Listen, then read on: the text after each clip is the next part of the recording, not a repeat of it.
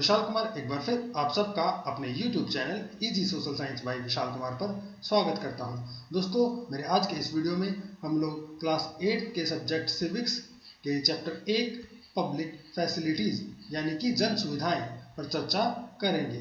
दोस्तों, इस चैप्टर को मैंने 2 पार्ट में कवर किया है, पार्ट 1 और पार्ट 2। जो आज का वीडियो है वह पार्ट 1 है, जिसमें हम लोग जन सुविधाएं क्या होती हैं, जन सुविधाएं कौन कौन सी होती हैं और जन सुविधाओं को मुहैया कराने की जिम्मेदारी सरकार पर क्यों आनी चाहिए।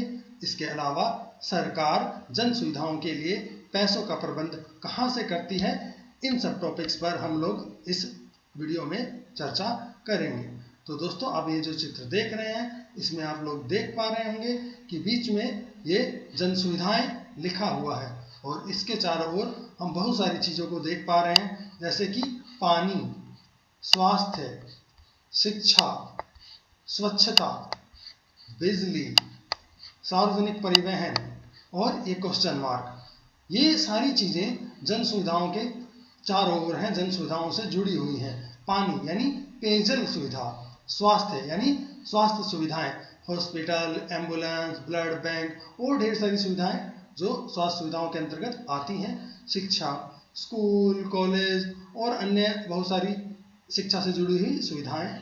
स्वच्छता, साफ सफाई की व्यवस्था स्वच्छता सुविधाओं के अंतर्गत आती है। बिजली, बिजली की सुविधा, सार्वजनिक परिवहन, रेलगाड़ियां, बस आदि जो सार्वजनिक परिवहन है वो इसके अंतर्गत आता है। और एक क्वेश्चन मार्क, शायद आप भी ऐसी किसी अन्य सुविधा के बारे में सोच सकते हैं। तो ये सारी सुविधाएं जन सुविधाओं से जुड़ी होती हैं। तो चलिए जानते हैं जन सुविधाएं क्या हैं। जन सुविधाओं का संबंध लोगों की मूलभूत सुविधाओं और बुनियादी जरूरतों से होता है, जिनका हर व्यक्ति के लिए इंतजाम किया जाना चाहिए। पानी, स्वास्थ्य, शिक्षा, स्वच्छता, बिजली, सार्वजनिक परिवहन, विद्यालय और कॉलेज भी अनिवार्य सुविधाएं हैं। इन्हें जन सुविधाओं के नाम से जाना जाता है। तो आप समझे कि जन सुविधाएं वो मूलभूत सुविधाएं और बुनियादी ज़रूरतें होती हैं जिनका हर व्यक्ति के लिए प्रबंध किया जाना ज़रूरी होता है। ये सुविधाएं जन सुविधाएं कहलाती हैं, जैसे पेयजल सुविधा, स्वास्थ्य सुविधा, शिक्षा सुविधाएं, बिजली सुविधा और सार्वजनिक परिवहन सुविधा आदि। तो ये सारी सुविधाएं जन सुविधाएं कहलाती हैं।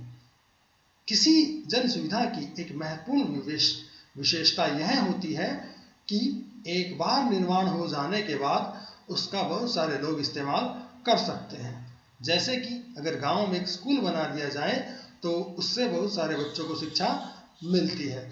इसके अलावा यदि गांव में पेयजल का प्रबंध कर दिया जाए, जैसे कोई चापाकल लगवा दिया जाए, तो उससे बहुत सारे लोग पानी की व्यवस्था कर सकते हैं, पानी प्राप्त कर सकते हैं। यानी जन सुविधा की एक और विशेषता ये होती है कि अगर उसकी एक बार व्यवस्था हो जाए तो बहुत सारे लोग या बहुत बड़ी संख्या में लोग उससे फायदा उठा सकते हैं, उसका लाभ उठा सकते हैं।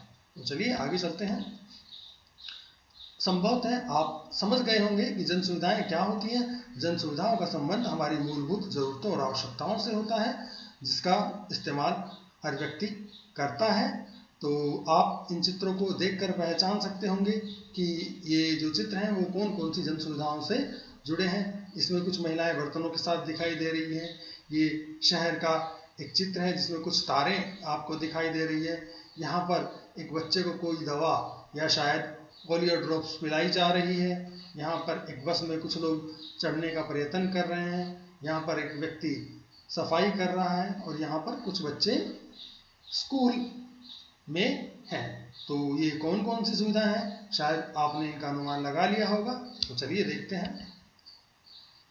पानी, पेयजल सुविधा, बिजली, बिजली की व्यवस्था, स्वास्थ्य सुविधाएं, परिवहन, सार्वजनिक परिवहन सुविधा, स्वच्छता सुविधाएं और शिक्षा। जन सुविधाएं मुहैया कराने की जिम्मेदारी सरकार पर क्यों आनी चाहिए। देखिए, चूंकि जन सुविधाएं बहुत महत्वपूर्ण हैं, इसलिए उन्हें मुहैया कराने की जिम्मेदारी सरकार के ऊपर आती है। हमने पहले भी चर्चा की थी कि जन सुविधाएं लोगों की मूलभूत आवश्यकताओं और मूलभूत जरूरतों से जुड़ी होती हैं। इसलिए ये जन सुविधाएं बहुत महत्वपूर्ण हैं, ये सबको मिलनी चाहिए। इसलिए इनको मुहैया कराने की जिम्मेदारी भी सरकार के ऊपर आती है। नंबर 2, निजी कंपनियां मुनाफे के लिए चलती है, लाभ के लिए चलती है, फायदे के लिए चलती है। ज्यादातर जन सुविधाओं में मुनाफे की गुंजाइश नहीं होती। उदाहरण के लिए नालियों की सफाई करवाने या मलेरिया रोधी अभियान चलाने में किसी कंपनी को बहुत ज्यादा मुनाफा नहीं हो सकता।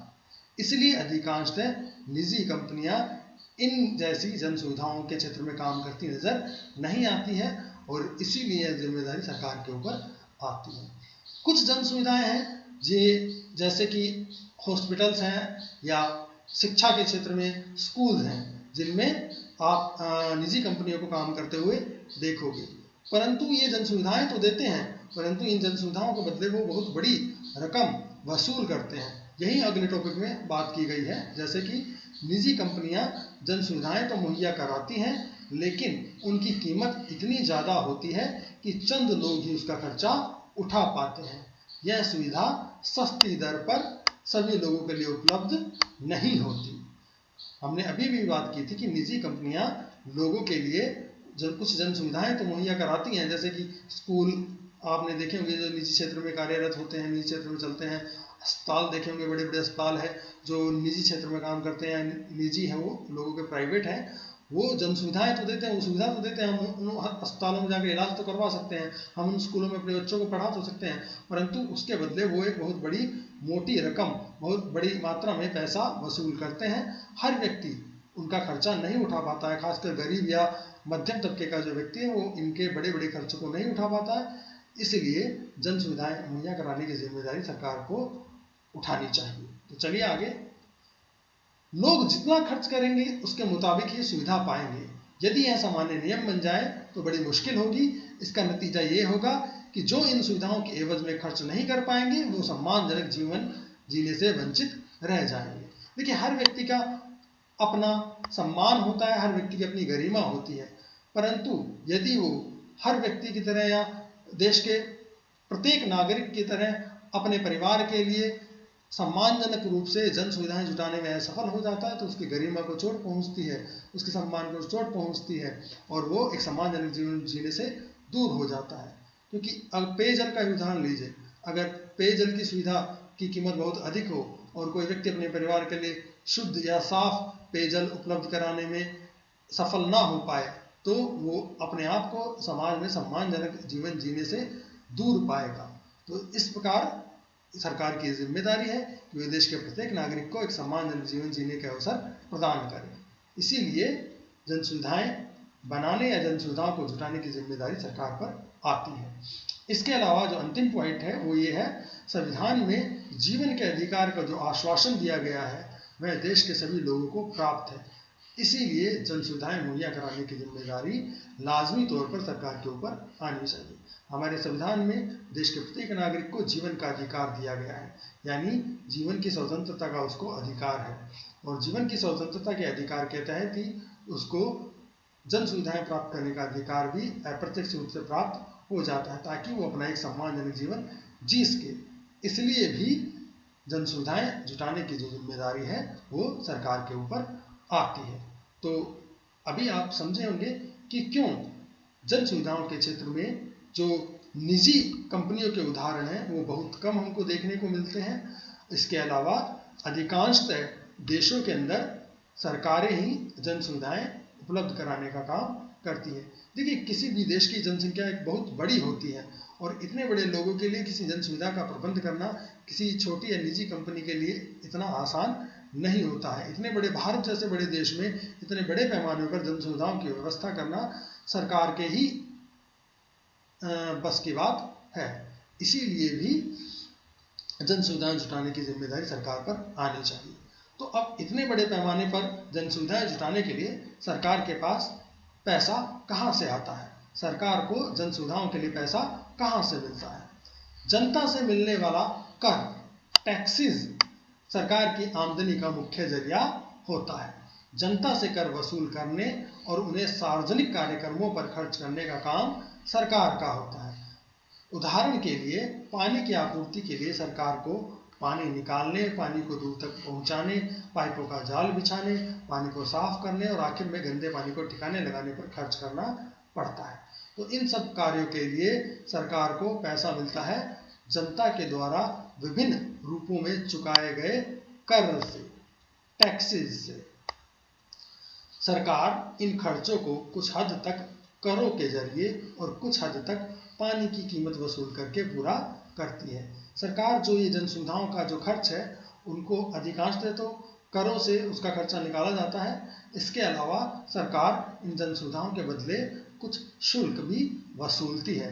जैसे कि आपने देखा होगा कि हमारे घरों में जो बिजली के मीटर लगे हैं, बिजली की सुविधा के बदले सरकार उनसे जो मीटर की जो रीडिंग है उसके अनुसार पैसे उपभोक्ताओं से, यानी जिन्होंने बिजली के बिल का कनेक्शन लिया है उनसे वसूलती है। इसके अलावा हमारे घर में जो पेयजल के जो नल हैं, जो नगर पालिका के जो नल हैं, उनके कनेक्शन के बदले भी हर महीने एक धनराशि वसूली जाती है।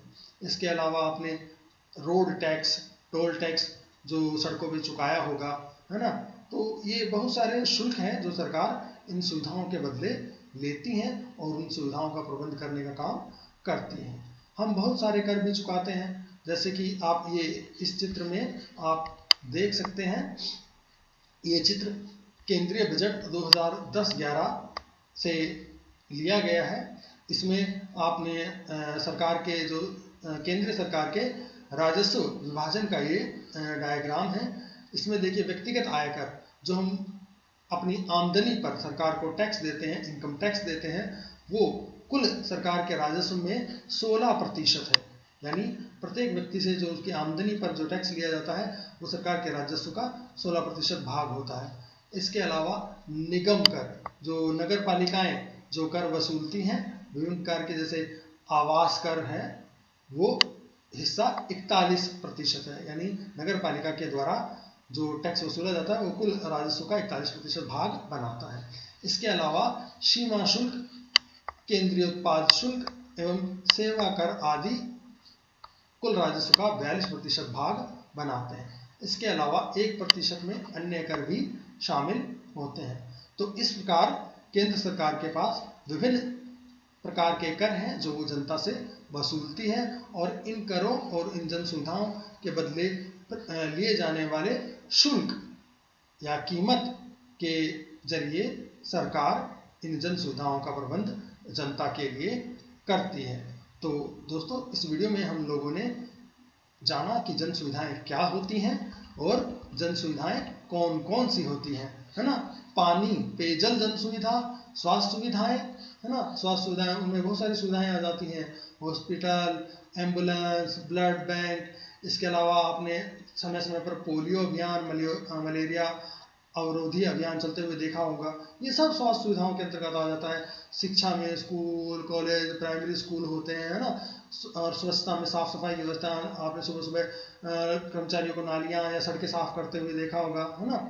बिजली की सुविधा, प्रत्येक घर या दुकान या ऑफिस में बिजली के कनेक्शन दिए जाते हैं। सार्वजनिक परिवहन सुविधाएं, है ना, बस, ट्रेन आदि की सुविधाएं प्राप्त होती है। ये सारी जन सुविधाएं कहलाती हैं। तो दोस्तों, अगर आपको ये मेरा वीडियो पसंद आया है और यूजफुल लगा है तो इसको लाइक, शेयर और सब्सक्राइब करना ना भूलें। ज़्यादा से ज़्यादा इसको सब्सक्राइब करिए। तो मिलते हैं इसके पार्ट 2 में, जिसमें हम लोग इस चैप्टर के आगे के टॉपिक्स पर चर्चा करेंगे। तो तब तक के लिए धन्यवाद।